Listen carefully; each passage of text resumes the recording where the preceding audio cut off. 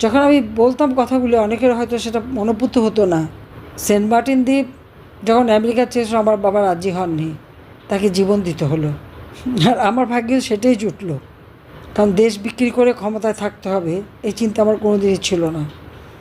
আর যে দেশটা জাতির পিতা বঙ্গবন্ধু শেখ মুজিবুর রহমানের ডাকে সাড়া দিয়ে এদেশের মানুষ অস্ত্র তুলে নিয়ে যুদ্ধ করে 30 লক্ষ মানুষ জীবন দিয়ে স্বাধীন করেছে, সেই দেশের 1 ইঞ্চি মাটি কাউকে ছেড়ে দেওয়া, এটা তো কারো নিয়ত হতে পারে না।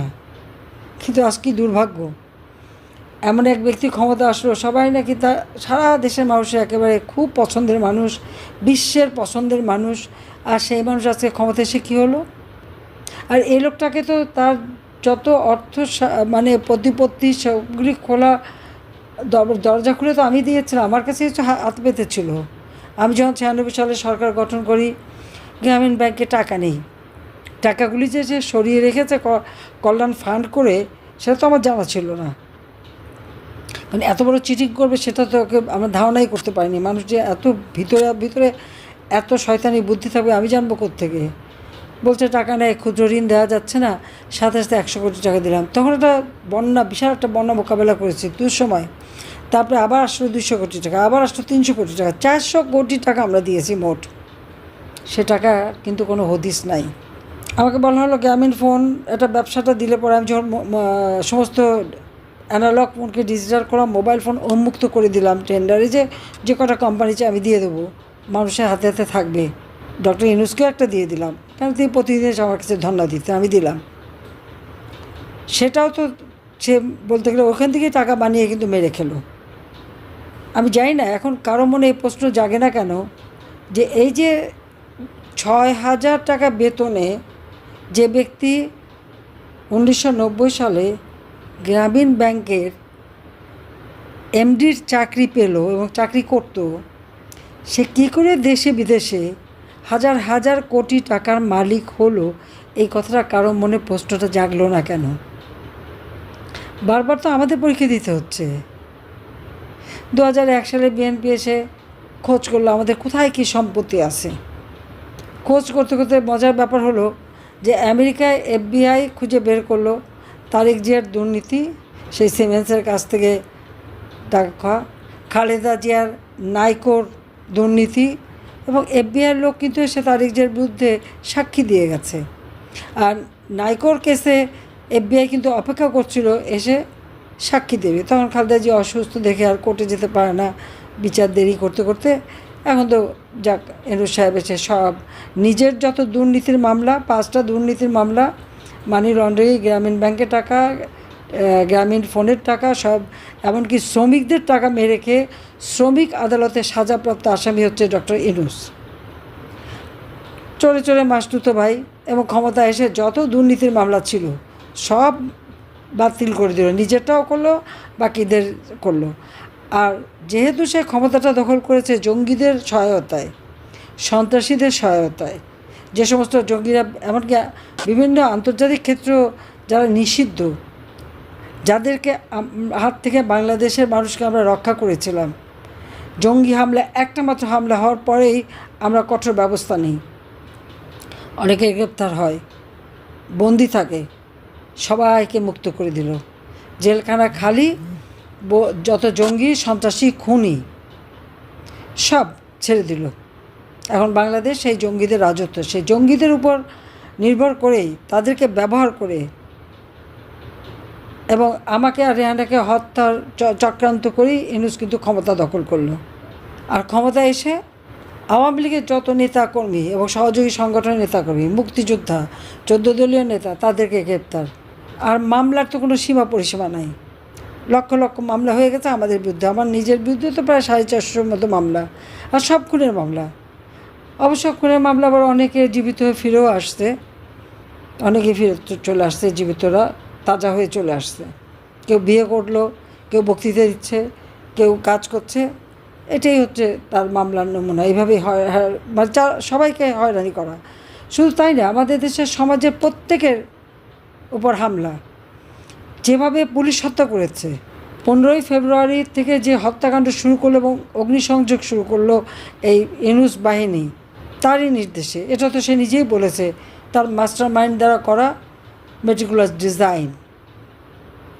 এই ছাত্র আন্দোলনের কোনো লিডার ছিল না, কেউ ছিল, সবই উনি একেবারে সূক্ষ্মভাবে পরিকল্পনা করে মেটিকুলাস ডিজাইন করে মাস্টার মাইন্ড দ্বারা সংগঠিত করেছে। তাহলে 15ই ফেব্রুয়ারি থেকে যত হত্যাকাণ্ড, পুলিশকে হত্যা করা, আওয়ামী লীগ নেতাকর্মী, সাংস্কৃতিক কর্মী, সাংবাদিক, আইনজীবী, যতগুলি হত্যাকাণ্ড, তার দায় দায়িত্ব তো ইউনূসের উপরে পড়ে। হত্যা করলো যারা, তাদেরকে দিল দায়ী মুক্তি, আর মামলা হলো সব আওয়ামী লীগের বিরুদ্ধে। এটা কোন ধরনের ন্যায় বিচার, কোন ধরনের গণতন্ত্র, আর কোন ধরনের স্বাধীনতা, সেটা আমার প্রশ্ন। মানুষের জীবনের নিরাপত্তা তো আমরা দিয়েছি, আজকে সরকারি কর্মচারীদের যথেচ্ছাচারভাবে চাকরিচ্যুত করা হয়েছে, জনগণের ভোটে নির্বাচিত, আর ইউনূস হচ্ছে জঙ্গিদের দ্বারা ক্ষমতা দখল। আজকে জঙ্গিদের সহায়তায় যারা ক্ষমতা দখল করে, সেই ইউনূস, সে আওয়ামী লীগকে নিষিদ্ধ করায়। তা সে সিদ্ধ হলো কীভাবে? প্রশ্নটা আমার, এটা ইউনূসের কাছে প্রশ্ন, এটা আমাদের যারা বিবেকবান, আমাদের আমলে একটু কিছু হলে যারা হা হা করে চিৎকার করতো, লিখে লিখে কাগজ ভরে ফেলতো, টক শো করে একবারে টেলিভিশন ফাটিয়ে ফেলতো, তারা চুপ কেন? তাদের মুখে কথা নাই কেন? তারা বলে বিবেকবান, তাদের বিবেক একটুতেই নাড়া দিত, সে বিবেকে এখন দমবন্ধ হয়ে গেছে নাকি? সেটা আমার প্রশ্ন। এই যে এতগুলি হত্যাকাণ্ড হলো, তাদের দায় মুক্তি কেন দেওয়া হলো? কেন বিচার হবে না? পুলিশ কেন তার যাদের হত্যা করলো তার পরিবার কেন বিচার পাবে না? আওয়ামী লীগের যে সমস্ত নেতাকর্মীদের দিনে পদে হত্যা করে যাচ্ছে, এখনও তাই চলছে, তারা কেন বিচার পাবে না? তার পরিবার কেন বিচার পাবে না? এটা তো আমাদের সাংবিধানিক অধিকার। আর যে সংবিধান দীর্ঘ সংগ্রামের মধ্য দিয়ে, মুক্তিযুদ্ধের মধ্য দিয়ে এই বাঙালি জাতি পেয়েছে, সেই সংবিধানে হাত দেওয়ার অধিকার এই অবৈধভাবে ক্ষমতা দখলকারী জঙ্গি নেতাকে কে দিয়েছে? সেটাই আমার প্রশ্ন। যে রাইফেল 7.62 যে বুলেট ব্যবহার হয়, কাদের হাতে সে রাইফেল আছে? সে অস্ত্র কার হাতে আছে? সেগুলিকে উদ্ধার করা হয়েছে? তা উদ্ধার করেনি। এই অস্ত্রগুলি কোথায় রাখা আছে? কাদের হাতে আছে?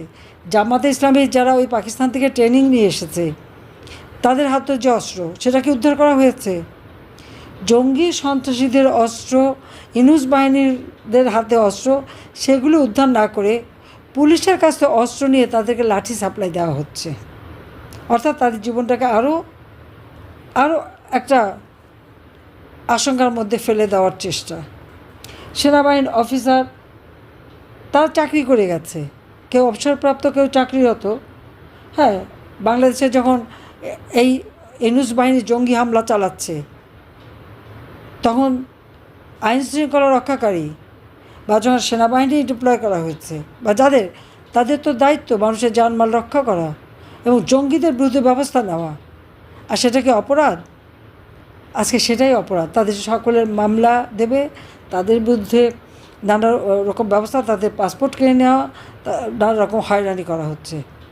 যে ক্ষমতায় আছে তা তো দখল করা ক্ষমতা, যার জনগণের ম্যান্ডেট নাই, সাংবিধানিক ভিত্তি নাই, ওই পদেরও তো কোনো ভিত্তি নাই, অস্তিত্ব নাই। তো সে কী করে এই আইন পরিবর্তন করে পার্লামেন্ট ছাড়া? এটাই তো বেআইনি। আর সেই আইসিটিতে সবার বিচার, একই মামলায় আমাদের বিরুদ্ধে মামলাও আছে, আবার আইসিটিদের একই বিচার হবে। এটা তো সম্পূর্ণ অবৈধ, অনৈতিকভাবে করা। আজকে আওয়ামী লীগকে কি কোনো কাজ করতে পারবে না, আর আওয়ামী লীগ করে দেখে তাদের গায়ে হাত তুলবে। আমার প্রশ্ন, মব জাস্টিসের নামে যারা খুন খারাপি করছে, এখানে তো জনগণ নাই, এখানে তো জঙ্গি সন্ত্রাসীরা করে যাচ্ছে। চাপাতি চাইনিজগুলোর সব কিছু নিয়ে সেই চিফ জাস্টিস থেকে শুরু করে নির্বাচন কমিশন থেকে শুরু করে সব জায়গায় তো হামলা করে করে তাদের পদত্যাগ করায়। ছাত্রদের দিয়ে শিক্ষকদের অপমান করানো, জুতার মালা গলায় পরানো, স্কুলের ছাত্রছাত্রী থেকে শুরু করে ইউনিভার্সিটি পর্যন্ত সবার এইভাবে অপমান করা শেখাচ্ছে। এই জেনারেশনটার ভবিষ্যৎ কী? যারা শিক্ষকদের অবমাননা করা শেখাচ্ছে আর করাচ্ছে, আর কি সব কিছু গায়ের জোরে অস্ত্র দিয়ে।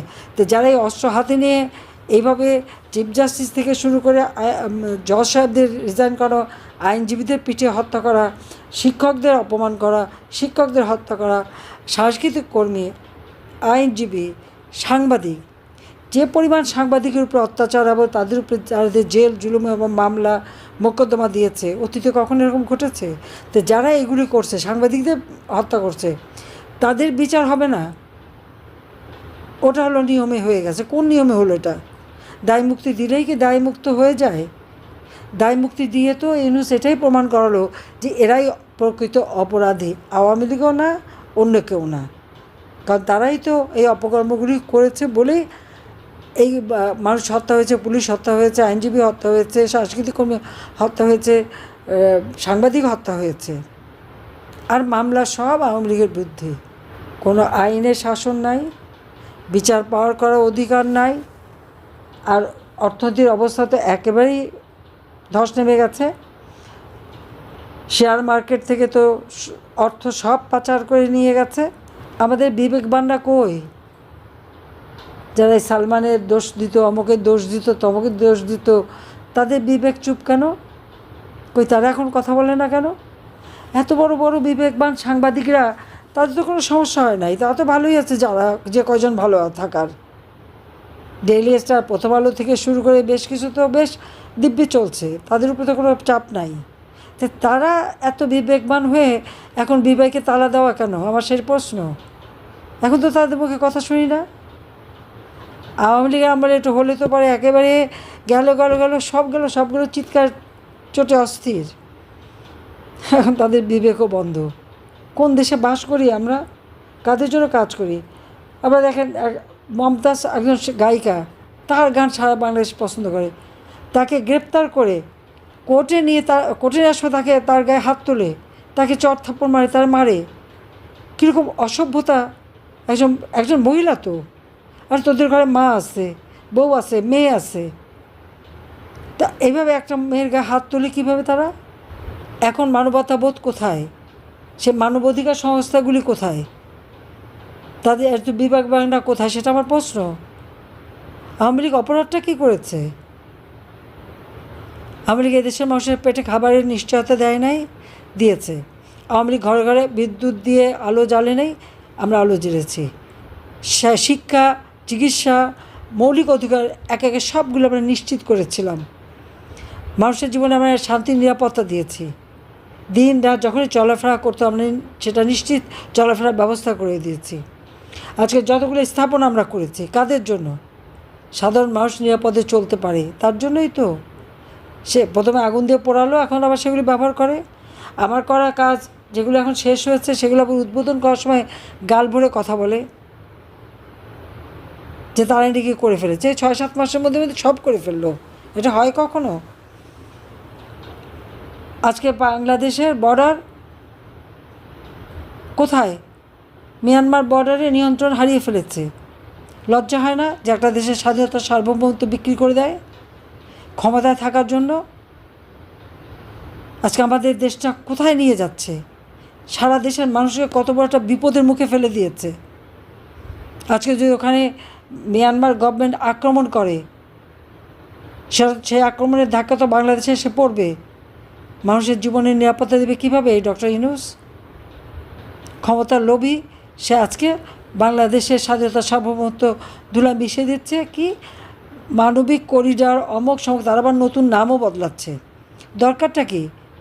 আমরা তো 11 লক্ষ রোহিঙ্গাকে মানবিক কারণে আশ্রয় দিয়েছি, সেগুলি বৃদ্ধি পেয়ে এখন প্রায় 13 লক্ষে দাঁড়িয়েছে। বলেছিল ক্ষমতা আসতে না আসতেই সব রোহিঙ্গাকে সে ফেরত দিয়ে দেবে।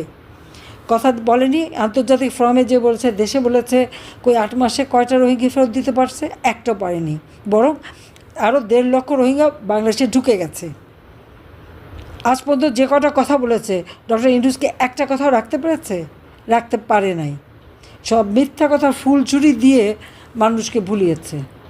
তো এই অবস্থায় তো একটা দেশকে আমরা শেষ হয়ে যেতে দিতে পারি না।